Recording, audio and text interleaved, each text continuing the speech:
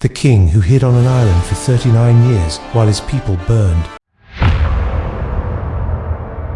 Imagine living in the 13th century, a time when the ground itself seemed to tremble under the hooves of an unstoppable force. If you were born anywhere across Eurasia during that era, your fate was simple. Sooner or later, the Mongols would come, and when they came, they did not negotiate. They did not hesitate. They erased kingdom after kingdom fell before them like dry grass before a wildfire. Cities that once stood proud were reduced to ash. The entire populations vanished without a trace. Almost no one could stop them. But how a nation responds to destruction, that is what defines its legacy. Some chose to fight. Some chose to resist. Some chose to die with honor.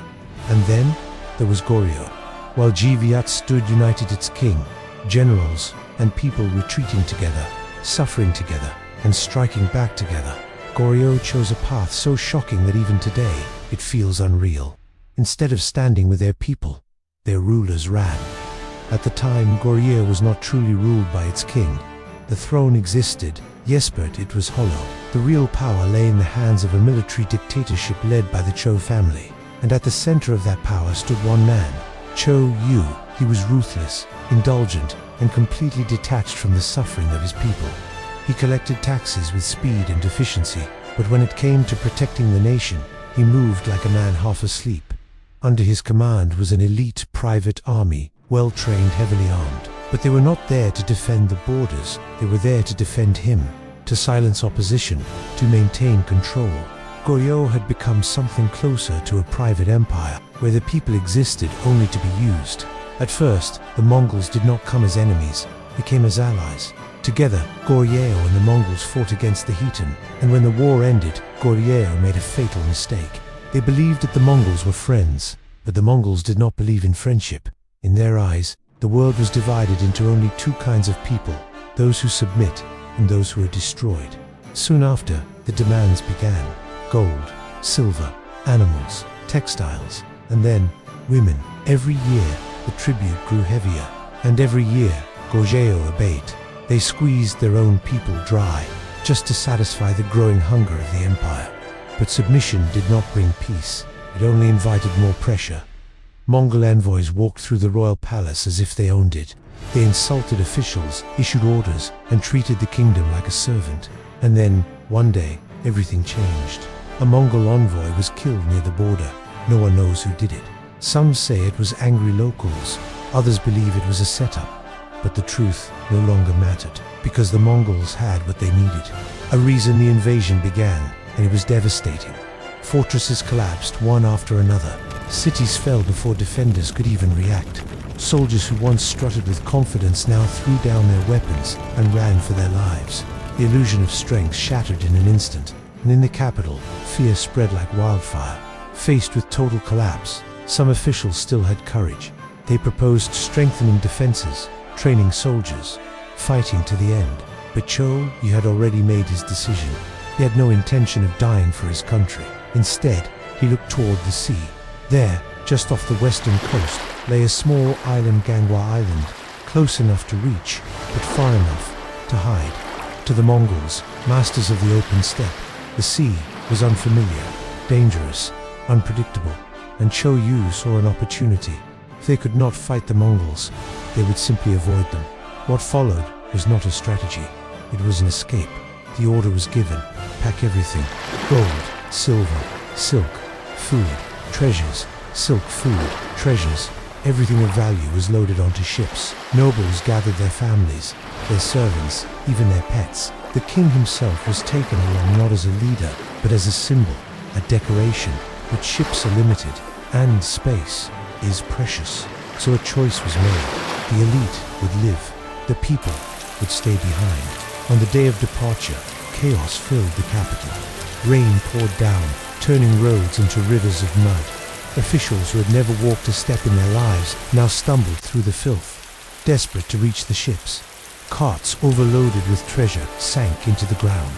Workers were whipped, forced to push harder, faster, and along the riverbanks, thousands of civilians gathered, crying, begging, reaching out.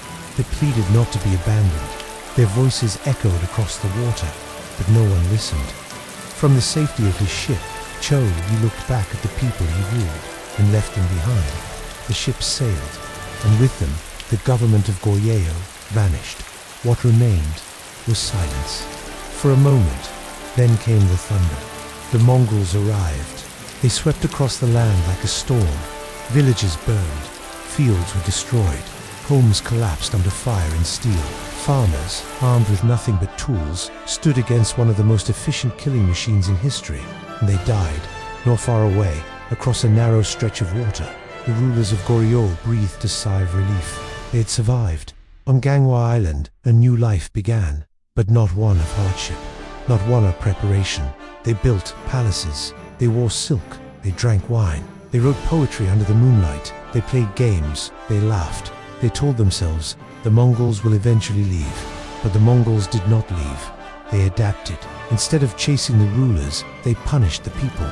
Again and again, they invaded, burning crops, destroying food supplies, taking prisoners, killing those who resisted, turning the mainland into a hunting ground. The suffering became unimaginable. Young men were executed. Children were taken away in chains.